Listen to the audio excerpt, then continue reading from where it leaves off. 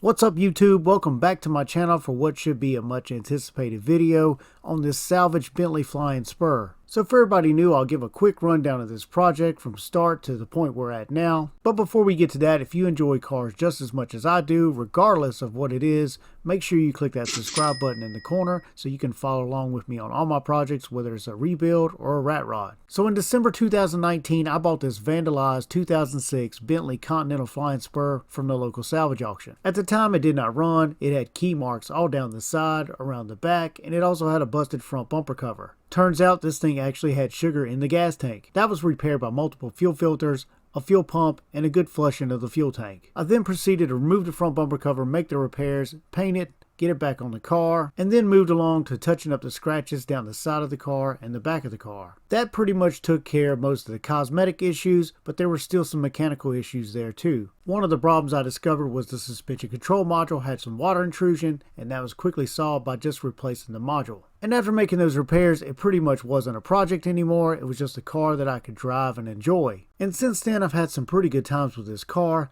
I've taken it on a few road trips. I went to a few cruise-ins. I made a cameo appearance in another video. And for Valentine's Day, I went to one of the classiest places in town you can take a date in the South, and that is the Waffle House. So as with any used car, at some point, other problems are going to arise, and this car is no exception. Just out of the blue one day, the check engine light come on, but the car was still running fine, so I knew it wasn't anything major. So that means it's time to pull out the laptop, hook it up, and find out what that check engine light is on for. And that's exactly what we're going to do today. So we have VCDS hooked up, and now we're going to check some of these modules. We've got a check engine light, so we need to check out and see what that is. Looks like we do have a few fault codes, nothing major. That's engine module 1. Let's check engine module 2. We've got another little fault there. That's probably not throwing a check engine light code, but it's a little minor issue. We'll try to correct that. So while I got this thing hooked up, I'm just going to go ahead and scan all the modules in the car. There's a ton of modules. This is going to take a little bit of time, but this will tell me every little fault that we've had since the last time I reset this thing, which has been roughly about maybe 6 months ago.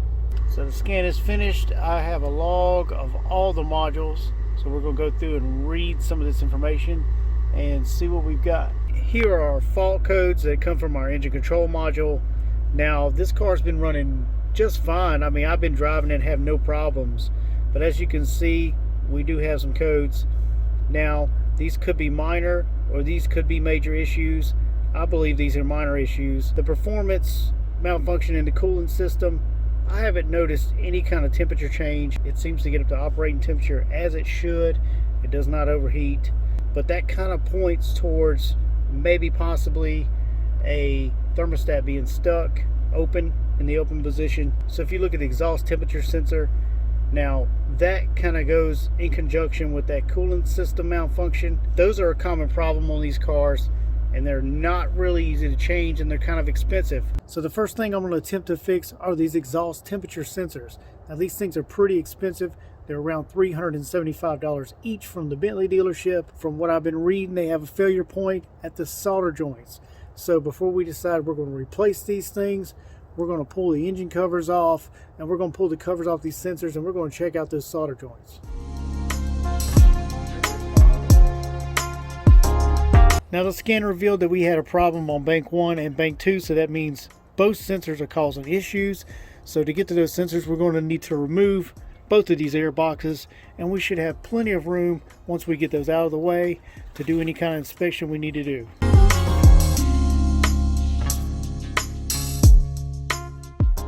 With the air boxes out of the way, you can see the exhaust temperature sensors. Here's the one right here. This is on the right side, and over here on the left, it's actually underneath the intake manifold. Might be kind of hard to see, but it's right here. Let's see if I can get you in there. Right here where my finger is. Now, these things have a little plastic cover that you can pop off, and you can inspect the board. So that's what I'm going to do. I'm going to start over here on the right side, and then I'll proceed over to the left.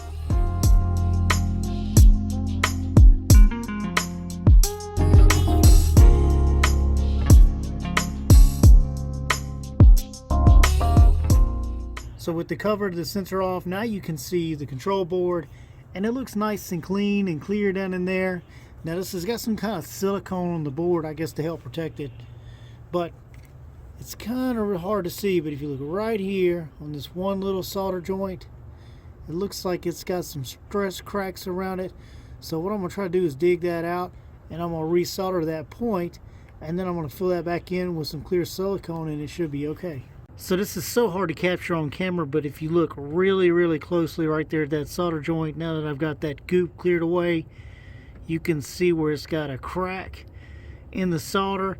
And anything that has a crack like that, that's going to cause issues, because that's going to expand and contract, and you're going to have problems. So that's going to be a pretty easy fix.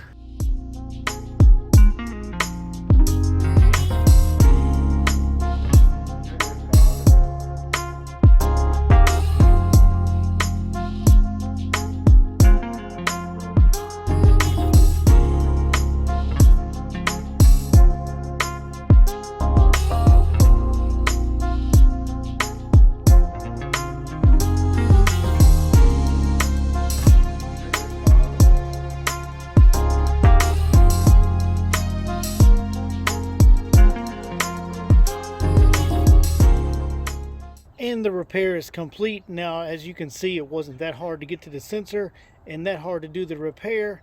So now that we've done the easy one, now it's time to move over onto the left side and do the hard one.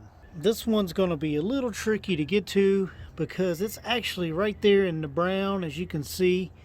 Now, the good thing is, if you see this screw here, and there's another screw over here on the other side, we can undo that bracket, and I can slide it out and work on it that way.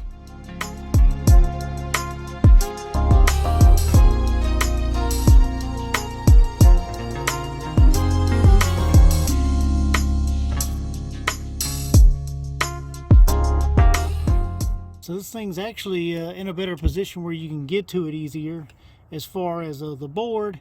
And we can get a little closer, so let's take a look.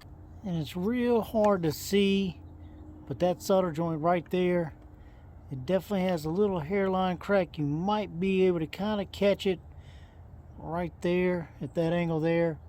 So I'm going to resolder that just like I did the other side.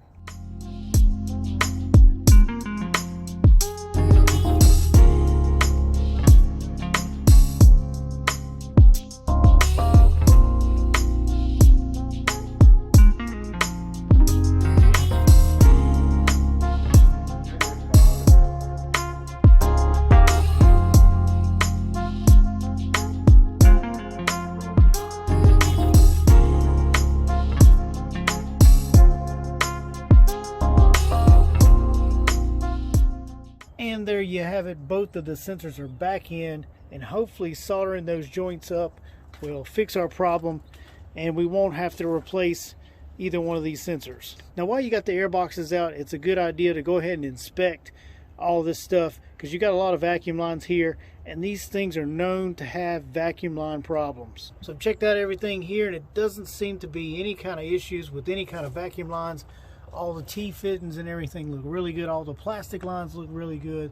The rubber lines look really good. And I'm not exactly sure, but this is an 06, and I know these things are plagued with vacuum line issues, and they have solenoids on top of the transmission. And if one of those lines goes out, if it cracks, guess what? It's an engine out service, and it's $5,000 at the Bentley dealership. I believe they revised this in the later models, I believe around 06. So I'm not exactly sure if I have the revised model where I have some of the solenoids here. They moved them to the back of the engine, but it doesn't appear that I have any problems, and I think we're good to go. So with this inspection complete, we can go ahead and get our air boxes back on and see if we fixed our problem.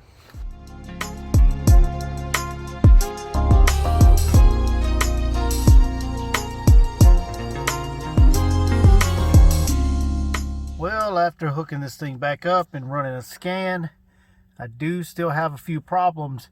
As you can see there, I have a traction control light that's on. Now that was not on before. Now this leads me to believe that maybe I jarred something loose while I was working underneath the hood. Now that traction control light is actually tied in with your throttle body and your mass airflow sensor, And as you remember, I had to remove the mass airflow sensors because they are attached to the airbox. So we're going to go underneath the hood and check out everything and see if we have any kind of issues. So in an attempt to make a repair, I seem to have found another problem, and I'll address that in the next video. So until then, be sure to check out all my previous videos on this Salvage Bentley Flying Spur and all my other projects going on. And if you're not part of that 3% that's watching that is subscribed, make sure you click that subscribe button over in the corner, click the bell so you'll get the notifications, and you can also follow me on Facebook and Instagram.